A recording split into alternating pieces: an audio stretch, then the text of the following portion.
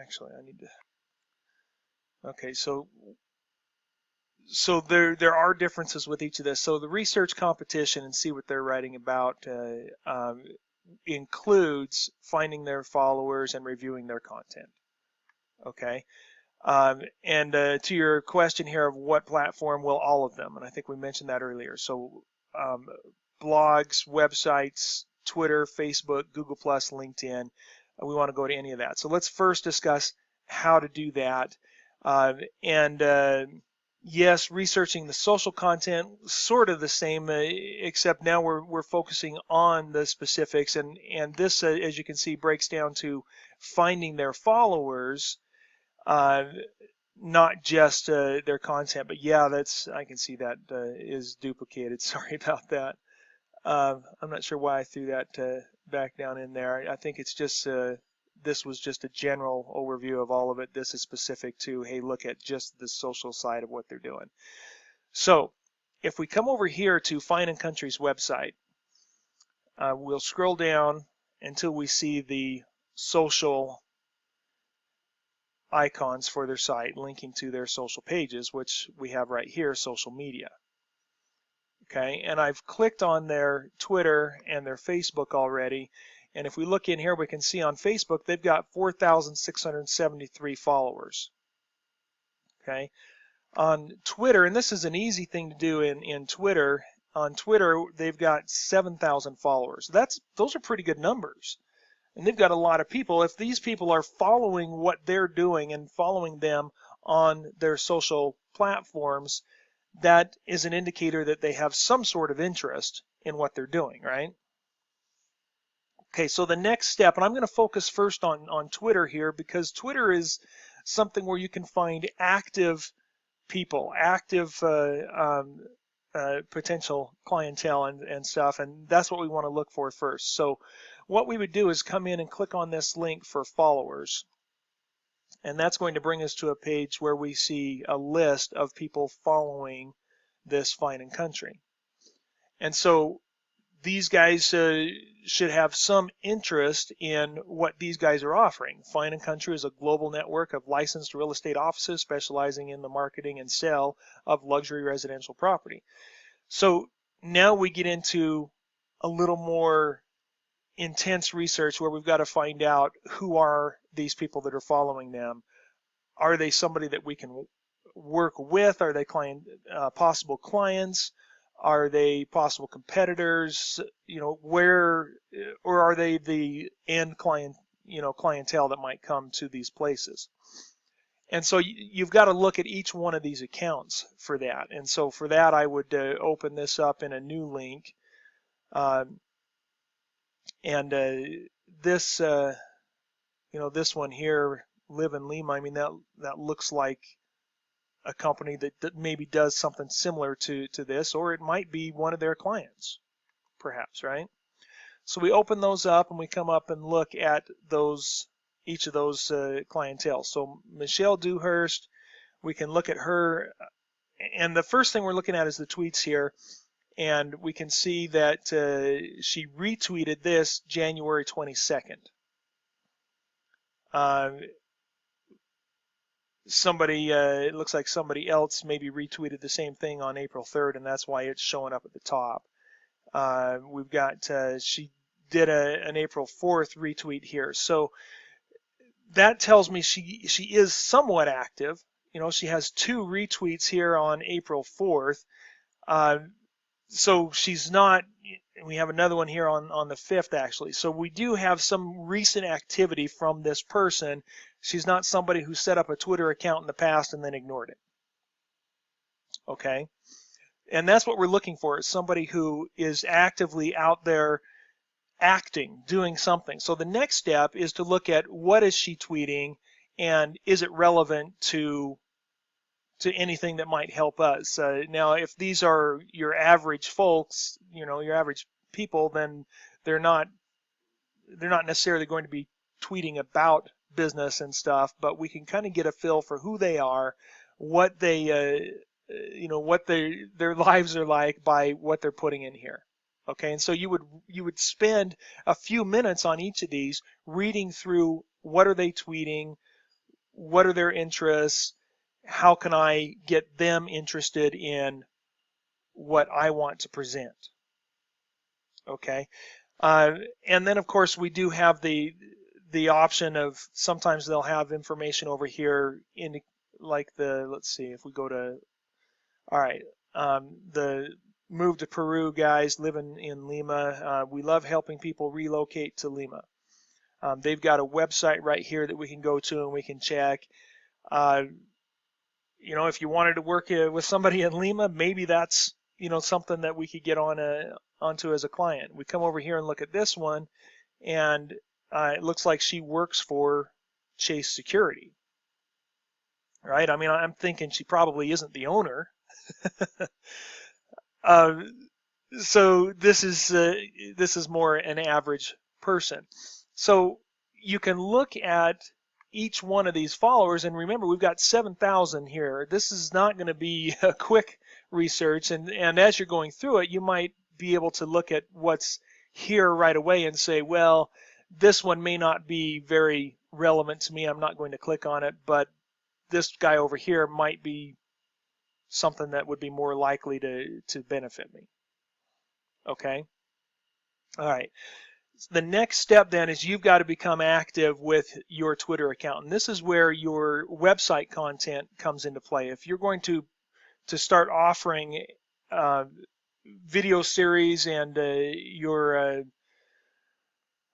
mastermind program, then we need to get that up and ready and start creating content about it. And then every time we put something up there of content or want to discuss that content, we come out to our Twitter account and we tweet it out there. We go to our Facebook account and we put it a post on Facebook. And so we start creating active content. Then you come in here and you find somebody who may be interested in that content, and we click follow. And when you follow them, then they'll get a notification of that generally, and might take a look at it to see, oh, who's following me and why, what do they have to offer, and then they'll start paying attention to your tweets. And then one of the big hopes is if you've got interesting tweets there, they're going to follow you back and start seeing that content periodically.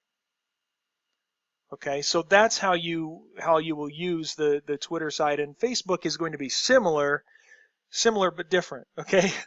But we also might want to come into our competition and follow these guys, or maybe they're not competition, but the partner / competition area or something. But if we look at somebody like this and their followers, if their 7,000 followers might be interested in what we are presenting, and if we think that it's likely this fine and country might retweet some of our content. Okay, if you were to put out this program, for example, and advertise it and put out a note on Twitter about it, if you feel like these guys might retweet that, and you can ask that when you do a tweet on Twitter, when you're creating that, one of the things you can do is RT at the front, which means retweet. And so then anybody who sees it sees that you are asking for this to be retweeted, and if they feel like it's relevant to their followers, they may just retweet that out to their followers. And so then all of these 7,000 people have a potential of seeing, those who are active anyway, will have a potential of seeing that retweet that is put out there. Okay. So that's what I meant by all of this discussion, as far as how to do it. We want to go out there and find all of the possible companies that have social media and start following them, following their followers, looking at their followers to find anybody who might be interested in what we have to offer. Okay. And then generally speaking, I would follow those who have, and you got to decide what numbers work for you. When I was doing this for my recent product launch, I would look at people who had 400 or 500 followers or more, And those are the types that I would follow, because that's going to be more influential for me. If they had less than that, it didn't feel like it was worth me going out and following them and getting them to follow, because they don't have enough influence. The other thing I look at is whether or not they're actively doing stuff out on Twitter. If they're not actively tweeting, every day or at least weekly, then it doesn't matter if they like what I have to offer. They're not going to see it often enough, and therefore their followers aren't going to see it, because they're not going to be putting anything out there. And so we need to find people who are active, who appear to be interested in what we have to offer, and those are the ones that we want to follow, hoping that many of them will follow us back. But then again, we've got to go back to the idea that we need to present some sort of content. And it can be retweeting things that we find interesting or that we think our followers would find interesting, or presenting our own information out there.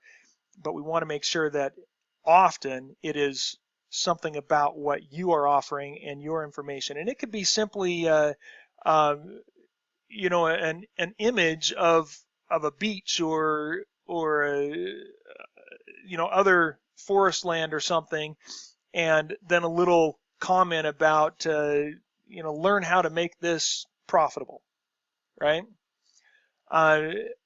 Or wouldn't you like to enjoy this more? I mean, there's anything like that we can tweet, and you can get ideas of what to tweet and what to say on some of this by looking at those that are our competition and looking at their tweets and what they've been doing.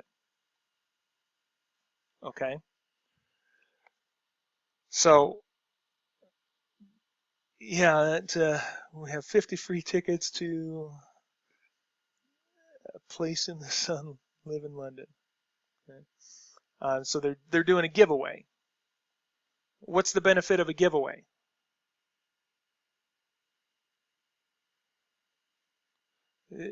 Yeah, people have got to sign up, right? When you go to that giveaway, they're going to ask them for certain information. And so they're building a list is what they're doing. They're building a list, and they're giving something away to get that list built. And so as people come in here, they've got this how to enter. Well, you can enter on Facebook, you can enter on Twitter. Here's what you have to do. And this is going to build their followers. It's going to build their likes on their page. And if they have people that are interested in this, this giveaway, so you could do a giveaway for one of your video series or one video or something like that. Okay.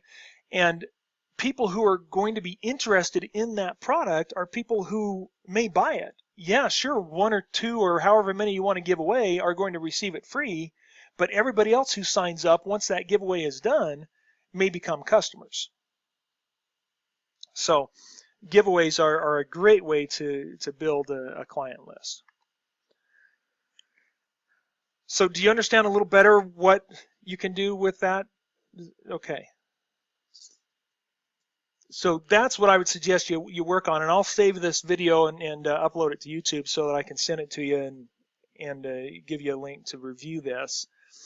All right, so reviewing the content, yeah. So you're going to be just doing that research out there, as I've just explained there, to see what not only competition but some of the the friends that you work with sometimes and others that are in the industry at all, what they have to do. So you'll take that your list here and go down and find their websites, find their social pages. I feel like there's more there perhaps than you realized in the beginning just looking at this. I mean, if these guys are somewhat competition and they got 7,000 people following them, well, there's potentially thousands who may also be interested in following what you're going to be offering.